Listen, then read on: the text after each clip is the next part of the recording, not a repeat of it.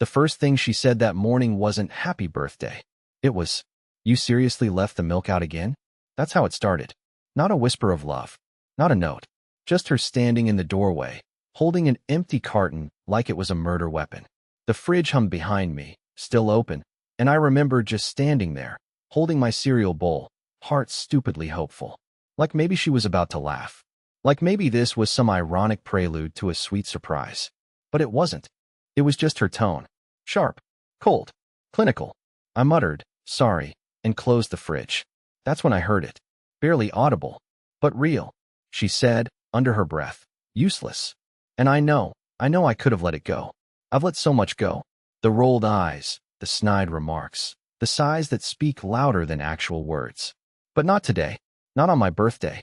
So I turned around, looked her dead in the eyes and said, "What did you just say?" She didn't flinch, didn't blink. She actually smiled, this little smirk that crawled across her face like it had been waiting months to come out. She said, "You heard me, Hank. Why pretend you didn't?" There was a pause. One of those long, slow-motion pauses where the air gets thick and your stomach drops before your brain catches up. I said, That's what you think of me." She threw the milk carton into the trash and said, "You make everything about you. Even now." I swear to God, it was like someone hit mute on the world. I just stood there, cereal getting soggy in my hand, thinking, is this a joke? Did I miss something? Then she added, like some final twist of the knife, "Honestly, I wish I didn't come back last night." And I don't know why that line was the one that shattered me. Maybe because I'd heard rumors. Whispers from her phone late at night. The change in perfume. The work events. That didn't make sense. But I believed her when she said she just needed space. And now? Now I'm standing in my own kitchen, on my birthday, holding a bowl of frosted flakes, and realizing I've been the punchline in my own life for months. But the worst part wasn't what she said. It was what she did next. She saw me tear up, turned her head slightly, and laughed. A single, quiet, nose exhale laugh. Like she couldn't help it. Like my pain amused her. And then, 2 minutes later, she flipped like a switch. Suddenly, tears. Suddenly, "Hank, wait, I didn't mean that." Suddenly, "I love you, okay? Please don't take it like that." I just walked out the front door and sat in my car for an hour. What I didn't know then, what I couldn't have imagined, is that everything that happened that morning was planned, engineered. Because later that night, I found her secret. And it wasn't just betrayal. It was calculated. I sat in the car with the engine off, the keys dangling from the ignition like a forgotten decision. I didn't even turn on the radio. I just stared at the dash, watching the dust specks shift in the light. My hands were still shaking. Not from anger, but from the sheer absurdity of what had just happened. It was my birthday. I thought maybe we'd order in. Maybe she had a gift stashed away in the closet, something wrapped, even badly. But now I was sitting in a parked car like a ghost in my own life, wondering if the woman inside that house had ever actually loved me at all, or just learned how to mimic it until it bored her. After a while, I pulled myself together and went back inside. The silence hit like a wall. Ellie wasn't in the kitchen, not in the living room.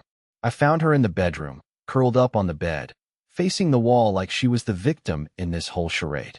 Her back was rising and falling like she was crying, but no sound came out.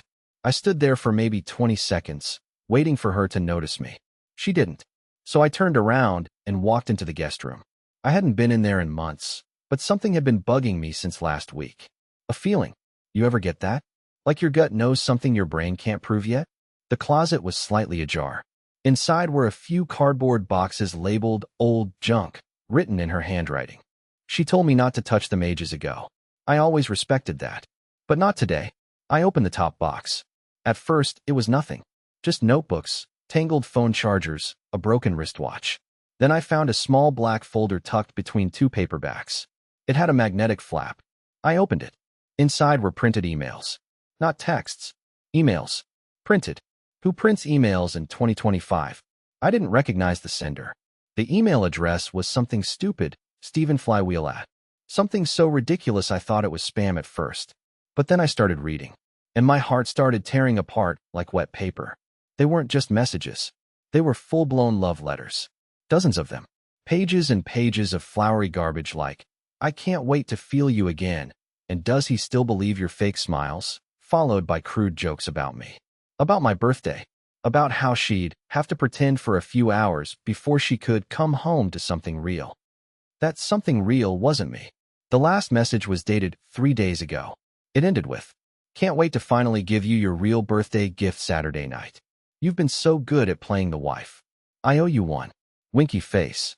I don't even remember standing up. I don't remember walking back into our bedroom. But I do remember her turning around, eyes red, nose sniffly, and saying, "Oh, you're back. I was just about to come talk to you." And then, dead serious, she added, "Hank, I've been thinking, maybe we should take a trip soon. Just us. Get away. Reconnect." She smiled, like she hadn't just been planning to give someone else a birthday gift behind my back. I didn't respond. Not with words. I just turned, walked back out, and grabbed the folder. She followed. "What are you doing?" she asked, voice rising. I dropped the folder on the table. Pages spilled out like secrets vomiting themselves into the light. And finally, I asked the only question I had left in me. Who the hell is Stephen Flywheel? To her credit, she didn't lie. But the truth she told me? It made me feel like I'd never really existed in my own marriage at all. She didn't blink. That was the first red flag. Not shock. Not fear. Just stillness. Like her brain had braced for this moment days ago, and her muscles already knew how to freeze on command. I repeated the question, this time louder, not yelling, but with a shake in my voice I couldn't hide. "Who is Stephen Flywheel?" She sighed. She actually sighed, like I'd asked her to explain taxes or why the TV remote kept disappearing. Then she sat down on the armrest of the couch, looked straight at me, and said, "He's someone I met at the gym." Now pause there. We don't go to the gym. Ellie used to say she hated gym culture, said it was full of influencers and self-absorbed narcissists. But I noticed a change 3 months ago, when she started leaving early in the mornings with that new teal duffel bag she bought for yoga. Turns out, yoga was Stephen. She went on, her voice suddenly calm. Too calm. She said she met him in February. Said it started with friendly stretches after class. That he made her laugh in ways I apparently hadn't for a long time. And then she added, as if it were a bullet point in a PowerPoint presentation, "He listens to me, Hank. That's something you stopped doing." I couldn't believe what I was hearing. My legs started to feel like wet noodles. I leaned against the counter for balance, watching her mouth move like I was underwater. She admitted to everything. It started as flirting, then texts, then late coffee runs, and then, one night after book club, she stayed over at his place. That was 2 months ago, and she's been staying over once or twice a week ever since. And you know what crushed me most? She never apologized. Not once. She used words like drifted apart and not intentional and just happened. Like it was a flat tire. Something unfortunate, but unavoidable. I asked her, point blank, was it going to be him last night? She didn't answer at first. Then she looked down and said, yes. My knees buckled a bit. I dropped into a chair, gripping the edge of the table like it might float me away from this nightmare. She said, I was trying to end it with him. I really was. That's why I snapped this morning. I didn't know how to tell you. I panicked. I stared at her. This woman I once thought I'd grow old with. She looked the same. Same green eyes. Same freckles across her nose.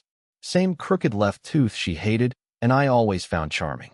But she didn't feel familiar anymore. She looked like a stranger wearing my wife's face. Then she said something I'll never forget. Hank, it's not like I don't love you. I do. Just not in the way I used to. It hit me like a crowbar to the chest. That sentence.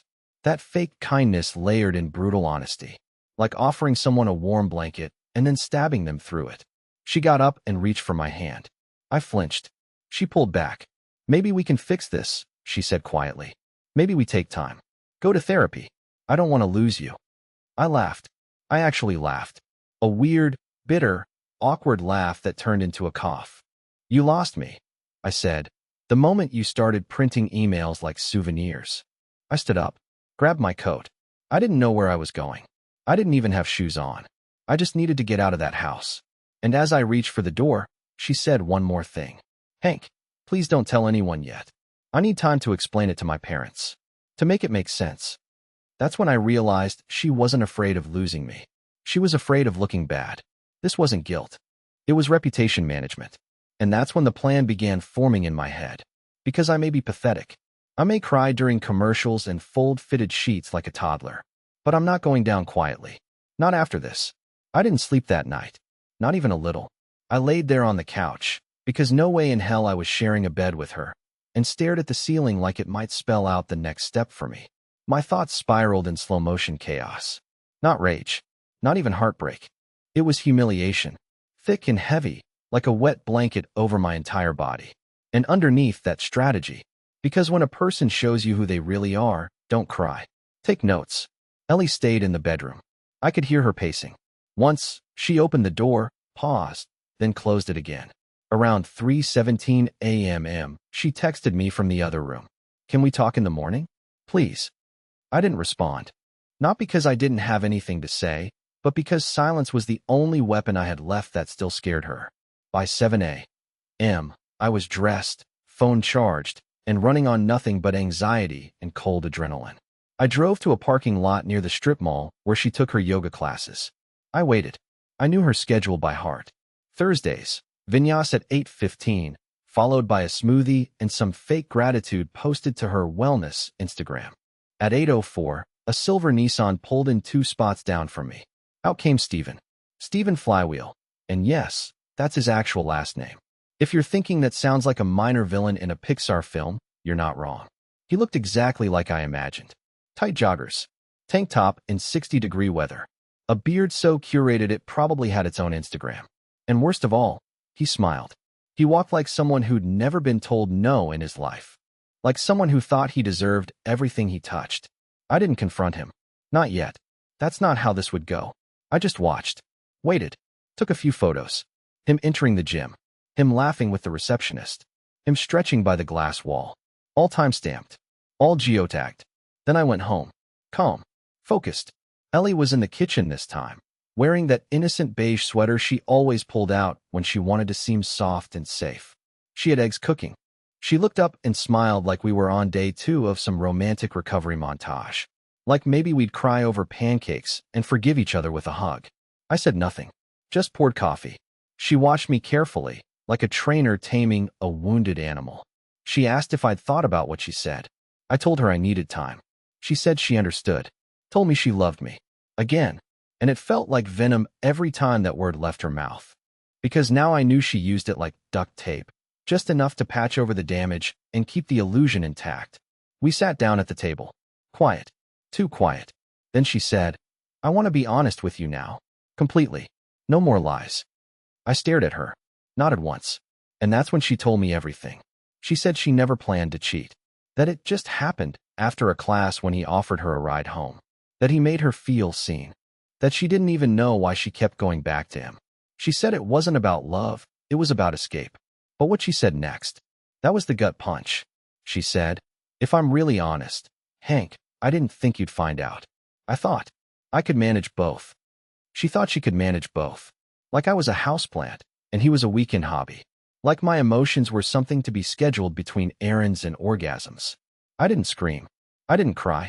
I smiled. For the first time in 2 days, I really smiled. Because in that moment, I knew exactly what to do. And for once, she didn't see it coming. For most of our marriage, Ellie was the one in control. She set the tone. She made the plans. She decided when we were happy and when we were not. I went along with it because I thought that's what love looked like. Compromise. Sacrifice. Silence in the name of peace. But now that I knew what she'd really been doing with my silence, I realized it hadn't been peace at all. It was erosion. I hadn't been compromising. I'd been disappearing.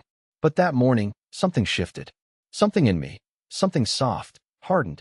I stopped looking at her like the woman I married and started seeing her as someone entirely different. A liar in familiar skin. A stranger who knew just enough about me to hurt me with surgical precision. She finished her confession, cleared her throat, and asked, do you want to ask me anything? And the way she said it, all measured and rehearsed, told me she thought this was her moment of redemption. That I'd fold like I always had. That I'd sigh, say something self-blaming, and hand her the emotional leash again. But I didn't. I looked her in the eyes and asked, how long were you planning to keep me around? She blinked. What do you mean? You know what I mean, Ellie. How long was I going to be your cover story? Your backup plan? She didn't answer. Her lips parted, then closed. She looked down at her hands like they'd started betraying her too. I stood up. Calmly. Walked to the bedroom. She followed me, asking questions now. Nervous. Asking where I was going, why I was packing a bag. I told her I needed a few nights to clear my head. She offered to leave instead. I said no. I needed her to stay exactly where she was. See, I had no interest in revenge, not in the Hollywood sense. I wasn't going to smash her laptop or slash her tires. That's what angry people do. And I wasn't angry anymore. I was sharp, focused. I'd been living like a ghost in this house. Now I was ready to haunt her. That night, I checked into a hotel a few towns over. Nothing fancy, just far enough that I couldn't see our porch light from the parking lot. I sat on the bed, pulled out my laptop, and started laying the groundwork. I knew Ellie valued one thing above everything else: image. She didn't want to look like a bad wife. Didn't want her family, or our mutual friends, or her carefully curated online audience to see the cracks in her marriage, let alone the sinkhole she'd created in it. That's why she printed the emails instead of deleting them. Some part of her liked the drama, wanted to remember it, control it. So I gave her what she feared most: uncertainty. I blocked her number. Not forever, just long enough. I made one post, private, limited audience, on my old social media. Something vague, not accusatory, just a caption that said, "Sometimes people love you in ways that serve them, not you. Be careful which version of I love you accept." I didn't tag her, didn't name names, but people could read between the lines. And she knew that. It took 2 hours before I got the first email. From her. Subject line: "Hank, please stop." Then another: "Can we talk?" And then, I made a mistake. I panicked. I'll do anything to fix it. But she didn't know what I knew. She didn't know that Steven, her gym boyfriend, wasn't as discreet as she thought. His Instagram? Public. His stories? Tagged her by accident once weeks ago. A blurry wine glass. A woman's hand wearing the exact bracelet I gave her for our second anniversary. And in the background, her laugh. The laugh I used to think was mine. I saved the story. Archived everything. Time. Location. Even the comments.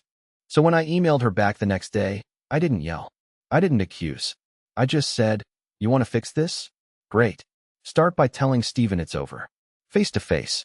And record it." I knew what that would do to her. She hated confrontation. Hated looking weak. Hated being held accountable without her spin. And her response? 3 words. "Are you serious?" I didn't reply. I just let the silence bloom. She wanted to manage both lives. Now she'd have to manage the fallout. I waited 3 days before replying to her email. Not because I needed time to think, but because I wanted her to sweat. Ellie had spent years perfecting the art of emotional delay, ignoring texts, waiting hours to answer calls, letting me simmer in uncertainty while she decided whether or not I was worth responding to. Now, for the first time, she was on the receiving end of that treatment. And it rattled her. On the evening of the 3rd day, I got a knock at the hotel door. I hadn't told her where I was, but she figured it out. Of course she did. Ellie always knew how to find what she wanted. She stood there in a denim jacket and black yoga pants, eyes bloodshot, mascara barely holding it together. She had this small gift bag in her hand, and for a second, I almost laughed. "A gift?" I said. Her voice cracked. "It's not what you think." I opened the bag. Inside was a small leather notebook. Handwritten. Her handwriting. I flipped through it. Dozens of entries. Journaling, apparently. Her thoughts, fears, guilt. All of it spelled out in her looping cursive. I don't know if she thought that would win me back, or prove she was working through it, but all it did was remind me how much of our life had happened inside her head, not our marriage. "You want to talk?" I said. "Fine. Sit." She sat on the edge of the hotel bed like a schoolgirl waiting for detention to start. I remained standing, just far enough to make sure she felt the space between us. "Did you record it?" I asked. She nodded. I asked to see it. Her fingers trembled as she unlocked her phone, opened her gallery, and handed it to me. The video was 5 minutes and 22 seconds long. She had set the phone face down on a table, audio only, but clear enough. Steven's voice was nasal, smug. She told him it was over, that she'd made a mistake, that she wanted to fix things with her husband. He laughed, said, "So what? I was just your side quest." She told him he knew what it was, that it was never supposed to last. And then, silence. Awkward, heavy silence. Then Steven said something that froze the blood in my body. "Well, you might want to tell him about August." Ellie's voice dropped to a whisper. Don't. He laughed again. You didn't, did you? I paused the video. August, I asked. Her whole body slumped. She didn't speak, just lowered her head into her hands and began to cry, this time without theatrics. Just real, ugly sobbing. You were with him longer than you said, I said flatly. It didn't start in February. She shook her head. It was one night. I swear. It was just once. Last summer. Before it turned into anything. I stared at her like I didn't know her. Because, honestly, I didn't. The woman I married didn't exist. Maybe she never had. Maybe she was always a projection I'd created to feel safe in a life I didn't really understand. I stood up, handed her the phone, and said, get out. She looked stunned. Hank, I said get out. She stood slowly, like her limbs had forgotten how to work. She moved toward the door, then turned back. You can hate me all you want, she said. But I do love you. And I replied without even blinking. No, you love the version of me that didn't ask questions. The one that folded when you frowned. You don't love me. You love control. She hesitated in the doorway, and for a second, I thought she might say something else. Apologize again. Beg. Scream. Anything. But instead, she just left. Quietly. Like a ghost finally giving up the haunting. And when the door clicked shut, I finally exhaled. Not because it was over, but because now it was my turn to decide what came next. I didn't go back home for a week. I could have. I had every right to. It was still legally my house, still technically my bed, my desk, my side of the bathroom sink. But walking through that door would have felt like surrender. Like pretending anything about that place hadn't been warped by what I now knew. Every chair, every drawer, every pillow would scream of her pretending, of her betrayal. And worse, of my blindness. But I wasn't blind anymore. I was wide awake, maybe for the first time in years. I spent those days not in misery, not really. More like excavation. I opened old messages. Listened to saved voicemails I'd ignored. Checked timestamps. Reread conversations we'd had last summer. Moments that felt off back then. But I convinced myself I was just being sensitive. I wasn't. I was spot on. Every gut instinct I had buried was resurfacing now, screaming to be heard. On day 4, I called her mother. Now let me be clear, I wasn't calling to tattle. I wasn't looking for backup or pity. I just wanted to see how much of Ellie's life was a performance and how far the stage extended. Her mom answered on the 3rd ring. She sounded happy at first. Said, "Oh, Hank, Ellie said you two were working through some things. I'm so glad to hear from you." I froze. Working through? That was the story. I took a deep breath. Said, "Did she tell you she cheated on me?" Dead silence. 10 seconds of nothing but breath. Then her mom whispered, "No. She just said you'd had a disagreement. About trust." That's when it hit me again. The game hadn't ended. Ellie wasn't just trying to fix our relationship. She was trying to fix her reputation. She'd already started rewriting the narrative, framing herself as the misunderstood, emotional wife who maybe said the wrong thing on my birthday, but meant well. I didn't tell her mom everything. Just enough. Enough to shift the weight back where it belonged. Her mother cried. Actually cried. Said she always feared Ellie had a self-destructive streak, but never thought it would land like this. That night, I sent Ellie an email. Just one line. "Don't bother rewriting the ending. I own the original draft." She didn't respond. Not right away. But on day 6, she sent me a longer message than I'd ever seen from her. Over 1,000 words. It read like a confessional mixed with a therapy worksheet. There were bullet points. Apologies categorized by theme, betrayal, neglect, manipulation. She said she'd started counseling. Alone. That she didn't expect forgiveness, but hoped for reconnection down the line.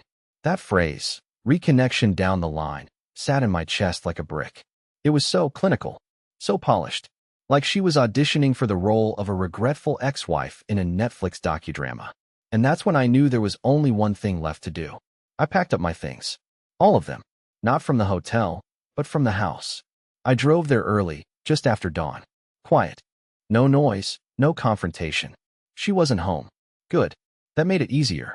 I moved like a ghost, grabbing only what was truly mine.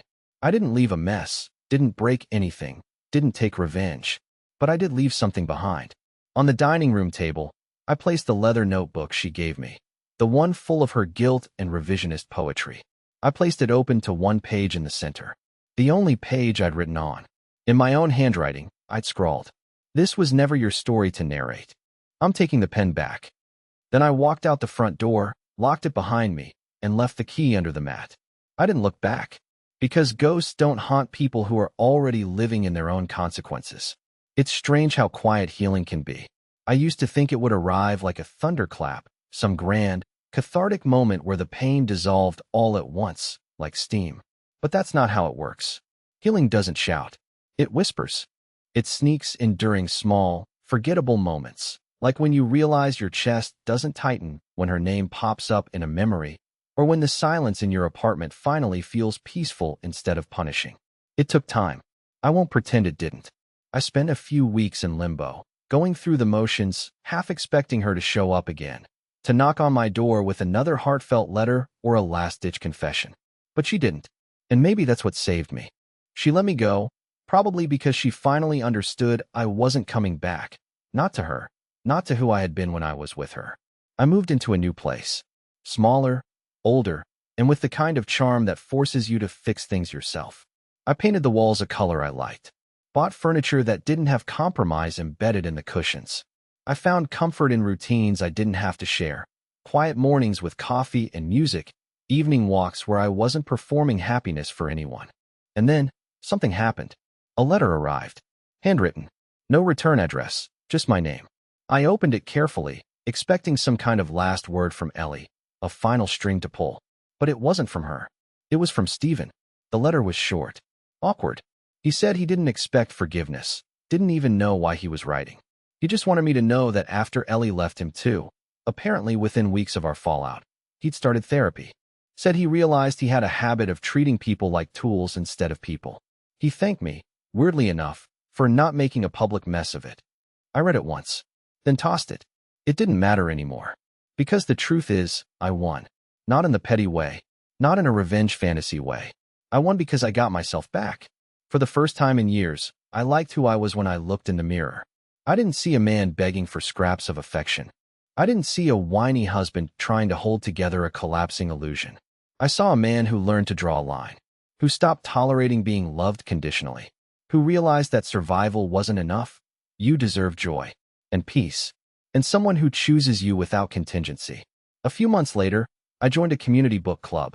Nothing romantic, just strangers who loved stories and met once a week to argue about endings.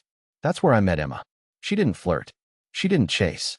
She just noticed things, like how I always tapped the spine of the book before reading, or how I stayed quiet when the room got loud. She asked questions that felt safe to answer. And over time, she asked the right ones. And for the first time in a long time, I wanted to answer. We're not rushing anything. That's the beautiful part. There's no performance, no pressure, just this steady, mutual curiosity that feels like sunlight after too many months underground. Ellie once told me I was too soft. Maybe she was right. But softness isn't weakness. It's what let me heal. It's what let me rebuild. It's what let me love again, with eyes open, heart cautious but intact. So yeah, she cursed at me on my birthday. She betrayed me. She underestimated me. But in the end, she gave me something she never meant to. The chance to rewrite my story from page one. And this time, I'm not handing the pen to anyone else.